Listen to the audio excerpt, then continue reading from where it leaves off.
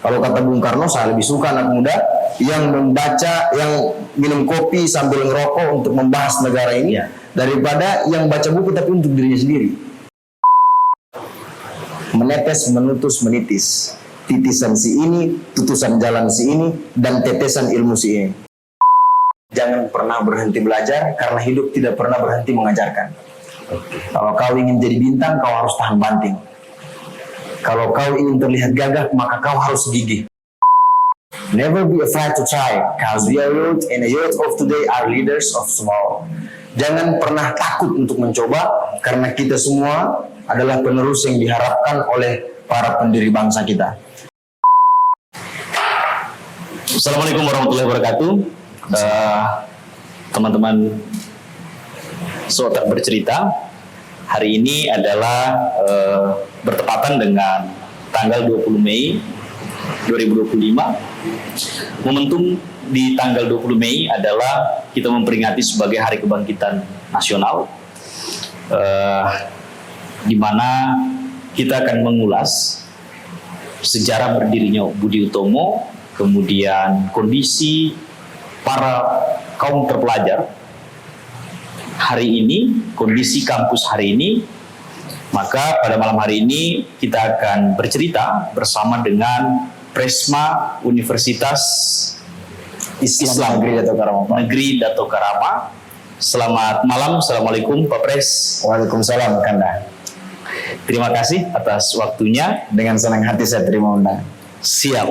Mungkin boleh perkenalkan nama lengkap siapa Pak Pres? Nama saya Saudara Rahman Musa, tapi sapaan yang akrab sering dipanggil orang lain itu Musa. Musa itu sapaan akrab. Oke, tapi Musa ini bukan marga ya? Bukan. Nah, Musa menjabat Presma ini dari kapan? SK terhitung sejak per 1 Januari. Jadi nanti selesainya lagi di bulan November. Kemudian diadakan kongres, baru pemilihan baru. Nah, kondisi saat ini teman-teman mahasiswa dari UIN, ini bukan hanya di UIN mungkin Pak Pres ya, tapi mungkin kondisi seluruh Indonesia. Betul.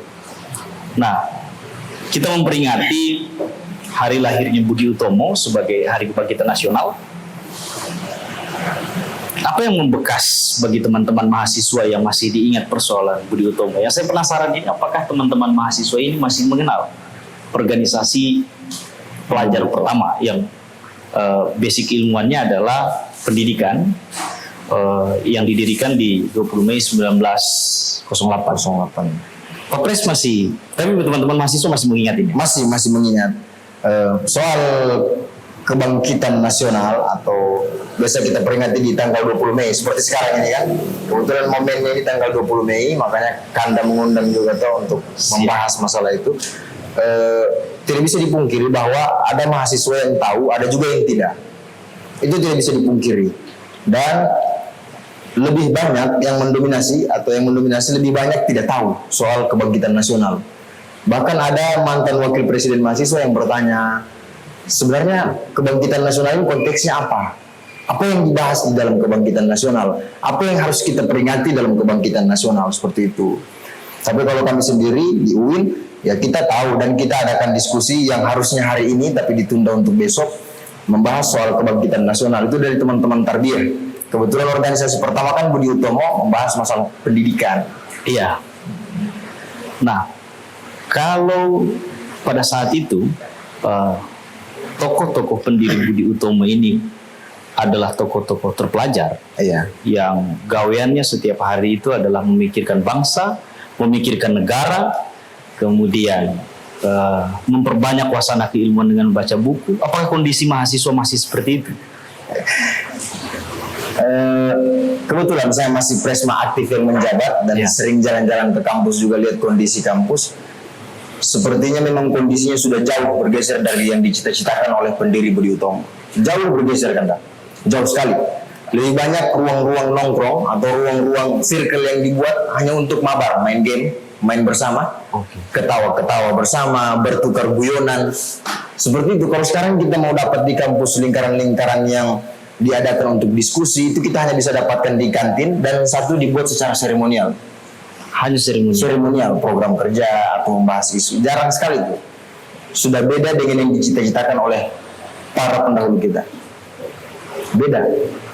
Sebenarnya kondisi ini apa yang memungkinkan sampai kondisi teman-teman mahasiswa saat ini ada di posisi yang sudah jauh dari literasi, Pak Pres? Iya.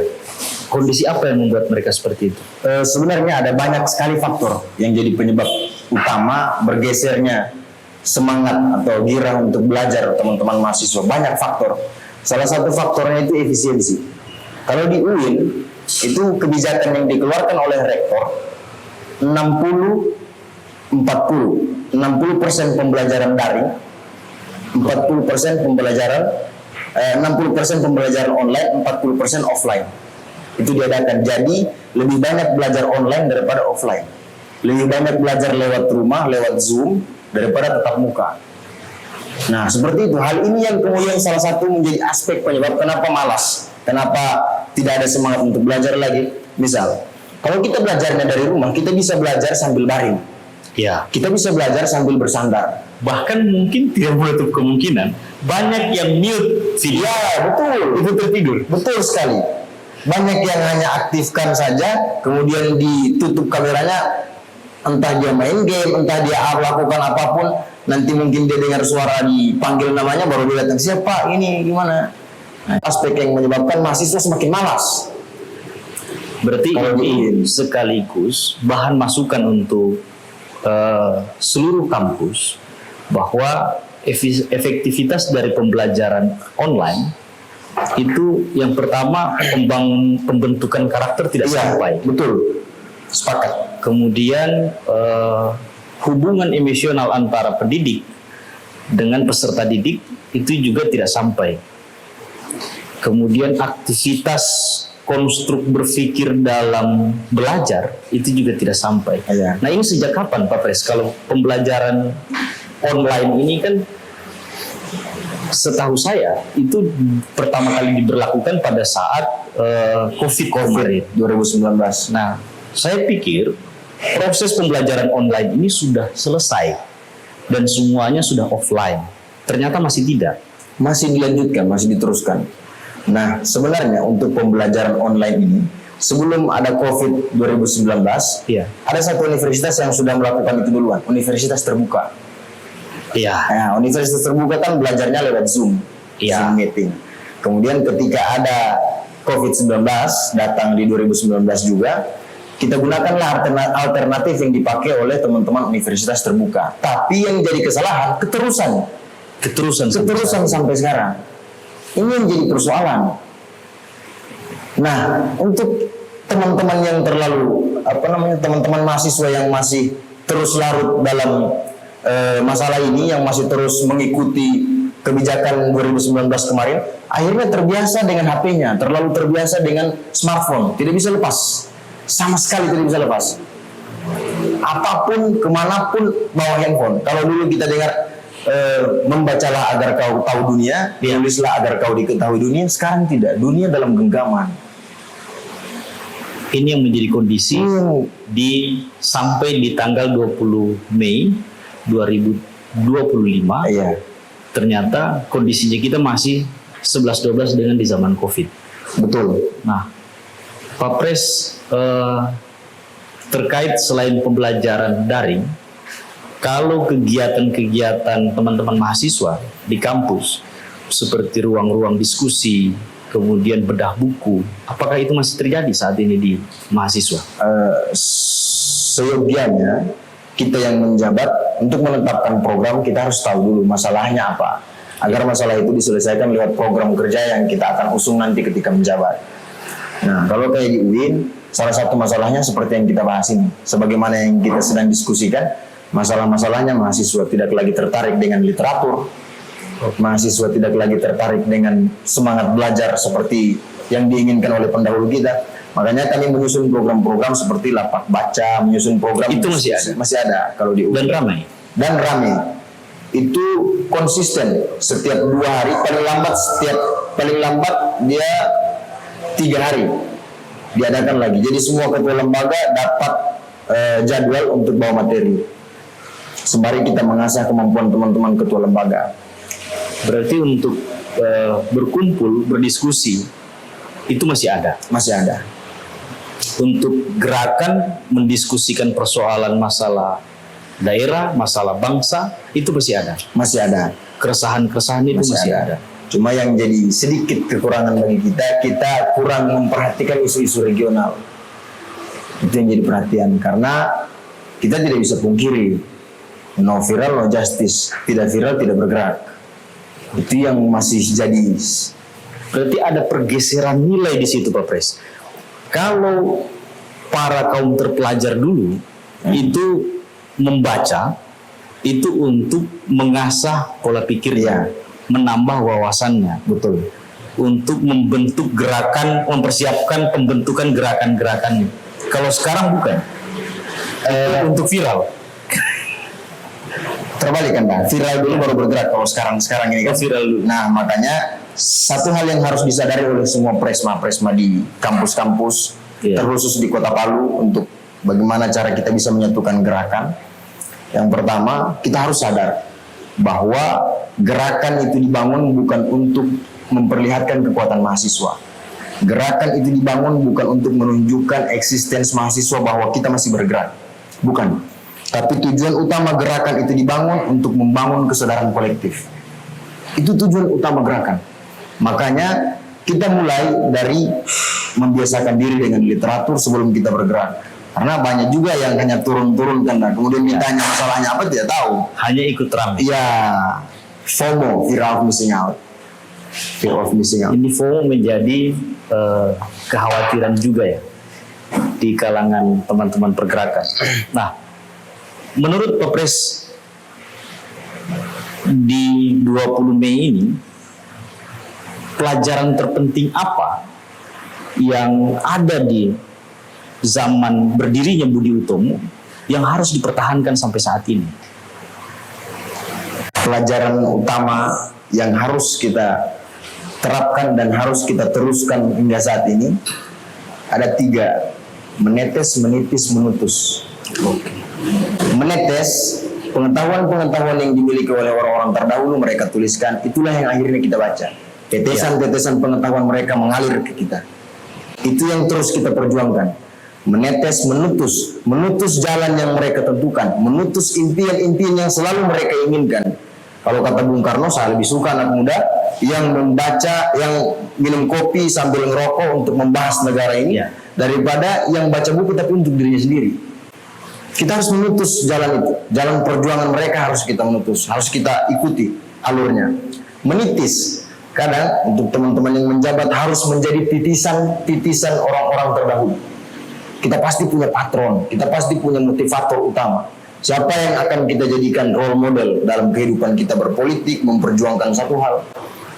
Menetes, menutus, menitis. Titisan si ini, tutusan jalan si ini, dan tetesan ilmu si ini.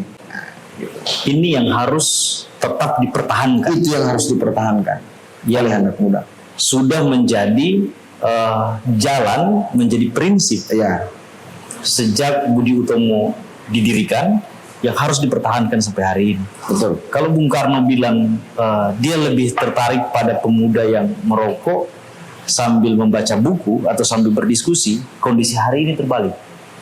Mahasiswa lebih banyak merokok, minum kopi di warkop sambil main game. Ya, itu dia yang jadi masalah sekarang. Itu yang jadi masalah sekarang. Nah, untuk teman-teman saat ini dan termasuk generasi saya, generasi Z dan ke bawahnya, itu cenderung tidak punya tujuan. Karena keterbukaan media mempengaruhi pola pikir mereka. Semuanya tersedia, jadi saya tidak perlu takut. Nah, akhirnya itu yang bikin mereka melakukan segala hal yang penting senang. Itu kondisinya. Suka nongkrong, itu kondisinya sekarang. Kita harus mampu baca itu. Ada celah di situ. Mereka sukanya apa? Mereka sukanya nongkrong. Makanya kalau kayak di teman-teman BEM UIN, kami adakan nama kafenya Cafe Paradigma. Ini itu di dalam kampus. Di luar kampus. Di luar kampus. Ini Kementerian Ekonomi Kreatif punya. Kementerian Ekonomi Kreatif sediakan kafe, teman-teman UIN yang mau nongkrong silakan nongkrong. Di kafe itu ada banyak buku. Ada lemari yang tersedia isinya buku. Tapi udah hilang-hilang itu Pak Pres bukunya. Tidak, soalnya ditulis di situ dan dicatat bukunya. Dicatat. Kebetulan saya juga di situ sering, jadi lihat teman-teman yang mau bawa pulang buku, jangan bawa pulang. Adapun yang bawa pulang dikasih target waktu. Yang kelola kafe itu siapa? Teman-teman ekonomi kreatif, Mahasiswa juga. mahasiswa. Yang membiayai memodali kafe itu siapa? Dari kami juga, Mahasiswa. juga. mahasiswa. Ini yang belum tentu ada di kampus lain. Yang ternyata itu ada di kampus UIN. Nah, sebenarnya teman-teman mahasiswa sekarang, kalau dalam literasi, apakah lebih banyak suka membaca teori-teori yang dulu atau mempraktikkan hal yang baru, Pak Pres? Untuk mahasiswa sekarang, untuk sekarang lebih banyak yang membaca teori-teori. Karena dalam proses ini mereka menganggap bahwa kita masih belajar. Makanlah di waktu pagi, istirahatlah kerjalah di waktu siang, istirahat di waktu sore, dan tidur di waktu malam. Untuk masih muda, umuran-umuran kami 20-an itu masih dalam proses makan, mengkonsumsi semua pola pikir, mengkonsumsi semua teori-teori. Bekerjalah di waktu siang, usai kami lulus dari sekolah baru kita praktekkan semua pengetahuan itu. Itu yang masih menjadi standarisasi untuk mahasiswa. Kemudian istirahat di waktu sore, hari tua tinggal menikmati hasil dari apa yang kita pelajari, kita kerjakan. Tidurlah di waktu malam, kita mati dalam keadaan tenang. Ternyata masih ada Presma yang masih punya pemikiran yang kuat. Bukan Presma yang lahir dari generasi game, generasi viral. Nah, kalau kondisi saat ini dengan rezim yang baru, dengan berbagai dinamikanya, yang menjadi perhatian teman-teman Presma atau teman-teman mahasiswa itu apa isu-isu terkini, Pak Pres? Untuk saat ini isu yang sedang kita masifkan, yang sedang kita kampanyekan ke teman-teman mahasiswa, memberikan penyadaran secara mendasar. Pertama soal RUU Polri. Oke. RUU Polri yang rencananya sesuai dengan permintaan akan disahkan di tanggal 28 Mei. Di bulan ini ya? Di bulan ini. Yang sementara kita kampanyekan ke teman-teman mahasiswa. Kemarin kita sempat demo juga, kita sempat protes di depan DPRD soal RUU TNI.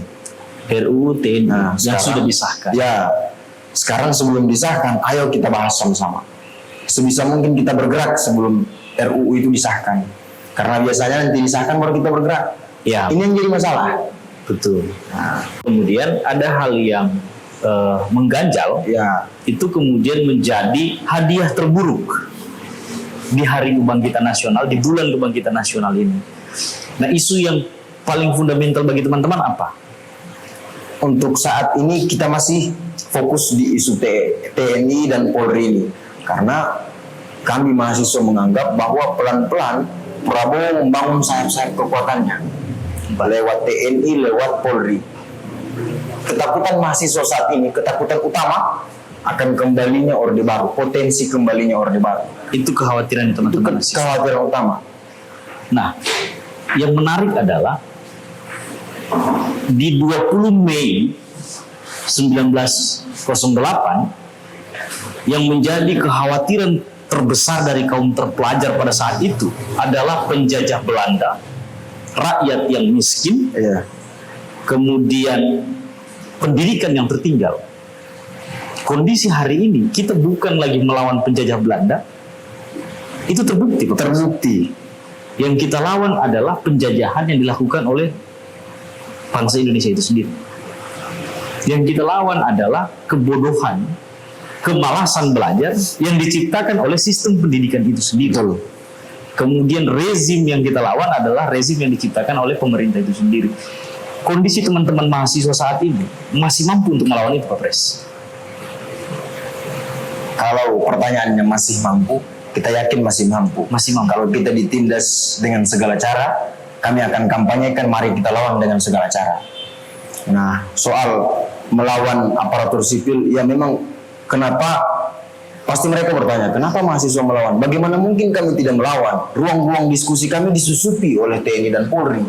Sudah ada beberapa contoh kasus. Ada contoh kasus? Ada contoh kasus. Di mana, Pak Pres? Salah satunya di Luwu. Di Luwu ada salah satu kampus yang dimasuki oleh anggota TNI. Kemarin di mana? Di Sumatera kalau tidak salah baca kemarin. Ada salah satu kampus juga yang ruang diskusi disusupi. Mereka ikut berdiskusi di situ juga? Ikut berdiskusi. Menyamar? alasan yang mereka keluarkan hanya mengawasi, hanya melihat aktivitas teman-teman mahasiswa. Ini kan semua mengganggu. Ngapain kau masuk di ruang kami? Kau punya kewenangan sendiri, kau punya jalan sendiri, kau punya tugas sendiri di luar dari kegiatan kemahasiswaan. Toh juga kami tidak berniat untuk menembak Prabowo, toh juga kami tidak berniat untuk melakukan revolusi. Iya. Kita hanya ingin melakukan perbaikan-perbaikan lewat demonstrasi dan gerakan yang kita lakukan. Hanya itu aja. Tapi di UIN tidak ada. Di UIN syukur belum ada. Syukurnya belum Bersyukur ada. belum ada. Itu yang membuat mahasiswa semakin khawatir. Khawatir sekali. Kalau selain kondisi disusupi oleh TNI Polri di periode presiden yang sebelumnya yang masih masuk dalam kampus itu Polri kan, Iya. Polri yang bekerja sama. Nah ini TNI sudah masuk. TNI masuk. Itu sering ketemu dengan teman-teman mahasiswa. Kalau TNI saya belum pernah ketemu TNI secara langsung berdiskusi begini dengan TNI ini kan punya intel sendiri. Saya belum pernah sama sekali ketemu. Jadi saya belum tahu banyak soal tujuan mereka sebenarnya apa. Iya. Bertemu dengan teman-teman mahasiswa. Tapi kalau kondisi pendidikan hari ini yang serba 60-40 versi online dan versi offline, itu memang ruang kampus yang tidak cukup atau karena kondisi apa Pak Pres? Pengaruh efisiensi itu pengaruh utama. Efisiensi anggaran. Efisiensi anggaran. Berarti kebijakan rektor 60% ini juga berlanjut dengan dasar efisiensi anggaran. Efisiensi anggaran. Kenapa? Kita juga tahu bahwa manajemen keuangan di dalam kampus itu lumayan rumit. Di dalam kampus. Nah, ada beberapa pos-pos anggaran yang dipangkas. Seperti anggaran alat tulis kantor. Iya. Itu kan dipangkas, dipotong. Mungkin ada beberapa anggaran-anggaran lain seperti operasional dalam kampus untuk listrik, itu semua dialokasikan ke dana ATK. Seperti itu. Cuma satu hal yang kami tetap minta ke birokrasi dan kami sudah sampaikan kemarin ketemu rektor sempat, bahwa jangan sekali-sekali batasi kegiatan mahasiswa. Makanya secepatnya kemarin sudah dibuka juga sekretariat dalam kampus mahasiswa yang sebelumnya di kampus Tarbiyah, di Sigi. Jadi teman-teman yang di sini harus ke sana. Kemarin kami bersuara akhirnya dialokasikan, dipindahkan kembali ke kampus ini, kampus yang di Ponegoro. Berarti tidak ada pembatasan aktivitas. Yang dibatasi untuk jam malam aja. Oh, jam malam masih Jam malam dibatasi. Jadi jam 5, jam 6, paling lambat jam 7 kampus sudah harus kosong. Aktivitas mahasiswa sudah harus dihentikan. Dasarnya apa itu? Karena saya sempat menghadap ke rektor, karena itu keputusan dari pusat, kata rektor. Keputusan Keputusan dari pusat. Tapi kami tidak pernah merasa bahwa ruang dibatasi. Kalau ruang kita dibatasi dalam kampus, ya kita keluar dari kampus. Iya. Tidak harus mengeluh bahwa kita harus diskusinya dalam kampus, tidak perlu. Makanya kita ciptakan alternatif yang lebih santai, kafe sambil diskusi. Nama kafenya aja paradigma.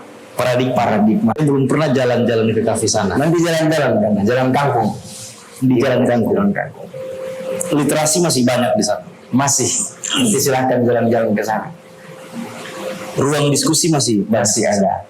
Kebetulan ada beberapa tempat, ada yang duduknya melantai, ada yang duduknya dengan kursi, ada yang kursinya pakai ini aja, sosro, Iya. keranjang sosro. Nah, itu yang kita itu dari limbah juga? daur ulang.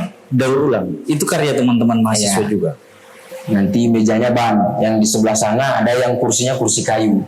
Jadi aktivitas di dalam ya ada yang main gaple, ada yang main catur, ada yang diskusi sebelah sini, ada yang sebelah sana. Banyak aktivitas ramai. Setidaknya mereka aktiflah berkumpul, bersosialisasi. Artinya hubungan interaksi itu karena dibatasi di dalam kampus, maka beralih keluar kampus. Tetapi itu tidak menjadi alasan teman-teman mahasiswa untuk tetap berinteraksi, berdiskusi, Ya. kemudian memikirkan isu-isu Betul. yang ada saat ini yang sementara menjadi pembahasan polemik, baik itu di tingkat nasional maupun di tingkat daerah. Efisiensi ini tidak berlaku juga untuk pembiayaan tidak berlaku dalam hal pembayaran UKT. Untuk pembayaran UKT sampai saat ini belum berpengaruh dengan pembayaran UKT, karena pembayaran UKT memang ditentukan oleh undang-undang sendiri, ada aturan khususnya kan, tiap tahun dinaikkan, itu ada aturan sendiri. Di Hari Kebangkitan Nasional hari ini, isu yang menjadi pembahasan teman-teman selain undang-undang TNI dan Polri, tidak ada lagi.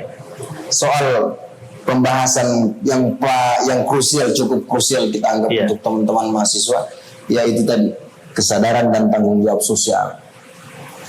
Harusnya momentum 20 Mei ini atau Hari Kebangkitan Nasional, kita juga turut untuk menaikkan kembali semangat kita, turut untuk membangkitkan kembali jiwa nasionalis kita, turut untuk membangkitkan kembali jiwa kepedulian kita. Misal kalau kita peduli soal banyak kan teman-teman yang dalam kampus selalu mau buat kegiatannya dalam kampus, kita tidak pernah turun dengan masyarakat. Ini yang jadi sedikit ada degradasi dalam kehidupan mahasiswa. Seolah-olah ada jarak antara mahasiswa sebagai kaum terpelajar dengan masyarakat. Teman-teman, apa yang dilakukan hari ini? Untuk hari ini yang kami lakukan langkah-langkah mengajar di desa, termasuk penanaman pohon itu sebenarnya melibatkan Kabupaten Sigi, ada daerah konservasi, wilayah konservasi Lorelindu, itu juga kita ikut libatkan teman-teman KKN, teman-teman Ormawa di sana. Kita hanya ingin memberikan edukasi, sedikit edukasi bahwa cintai lingkungan dan lain sebagainya. Yang terakhir, ada pesan yang ingin disampaikan kepada teman-teman mahasiswa dalam rangka Hari Kebangkitan Nasional 20 Mei 2025. Closing statement berarti ini? Iya, closing statement. Nah, pesan terakhir yang saya ingin sampaikan terkhusus untuk teman-teman UIN. Kalau mungkin sempat menonton, terkhusus karena wilayah saya di sana, di UIN. Yang saya ingin sampaikan untuk teman-teman UIN, jangan pernah berhenti belajar karena hidup tidak pernah berhenti mengajarkan. Kalau kau ingin jadi bintang, kau harus tahan banting. Kalau kau ingin terlihat gagah, maka kau harus gigih. Itu yang saya ingin sampaikan kepada teman-teman, dan jangan pernah berhenti mencoba. Never be afraid to try, because we are youth, and the youth of today are leaders of tomorrow. Jangan pernah takut untuk mencoba, karena kita semua adalah penerus yang diharapkan oleh para pendiri bangsa kita. Jangan pernah berhenti mencoba, jangan pernah berhenti bergerak, karena kita semua adalah calon pemimpin di masa depan. Hanya itu yang bisa saya sampaikan. Baik, terima kasih Pak Pres. Terima kasih waktunya. Semoga di Hari Kebangkitan Nasional, di bulan Kebangkitan Nasional ini tidak hanya habis dalam acara seremonial pemerintah saja dengan tagline logo yang hari ini rame, tetapi kemudian pemerintah juga seharusnya di Hari Kebangkitan Nasional ini mampu membangkitkan seluruh jiwa raga masyarakat Indonesia untuk terus bahu-membahu membangun negeri yang lebih baik ke depan. Betul.